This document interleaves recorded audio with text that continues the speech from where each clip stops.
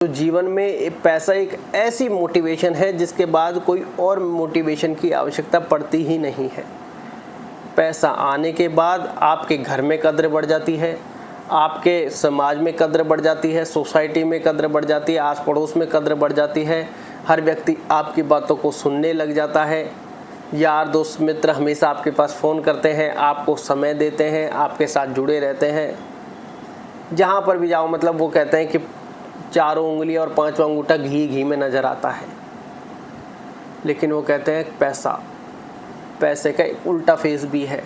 अब आपके पास पैसे नहीं है तो सबसे पहले आपके मित्र छोड़ जाएंगे, रिश्तेदार छोड़ जाएंगे, समाज में कोई आपकी वैल्यू नहीं है, कोई आपकी बातों को सुनेगा ही नहीं, इग्नोर कर देंगे, कोई वैल्यू देगा ही नहीं। आस पड़ोस की तो आप भूल ही जाइए, फिर कोई आपके बारे में पूछेगा भी। लेकिन इन सब चीज़ों से कहीं कि प्रभाव कहाँ पड़ता है, या फिर इन सब चीज़ों से क्या अभी तक इतना प्रभाव पड़ा तो हम एक तरफ के लिए इग्नोर कर देते हैं कि छोड़ो यार, क्या है कि छूट गए जो रिश्ते, अब छूट गए, क्या कर सकते हैं भाई, पैसे से छूट रहे थे, पैसे से छूट गए, ठीक है। लेकिन बात हमारे घर में आकर बिगड़ जाती है कि बाहर की सारी चीज़ें वो तो हमने एडजस्ट कर ली, उससे शायद हमारे हो सकता है किंचित मात्र भी थोड़ा बहुत प्रभाव पड़ा हो, नहीं पड़ा हो।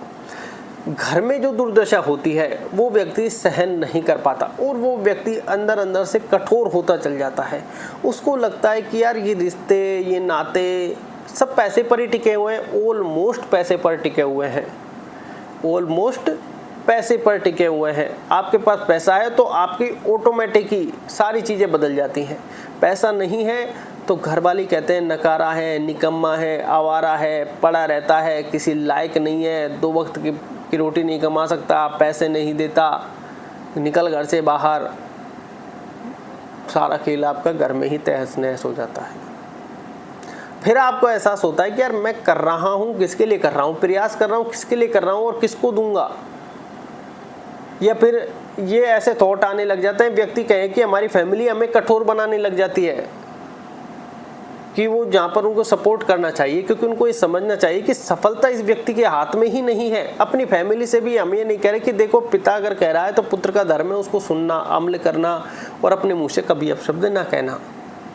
लेकिन परिस्थिति इतनी कहें कि ऐसी हो जाती है कि वो ऐसे ऐसे शब्द यूज में ले लेते हैं कि व्यक्ति ना चाहते हुए बोल पड़ता है। लेकिन अपने शब्दों को जरा कंट्रोल रखें, क्योंकि ये बड़ा कठिन कार्य है। इसलिए कहते हैं कि धैर्यवान जरूर रहें।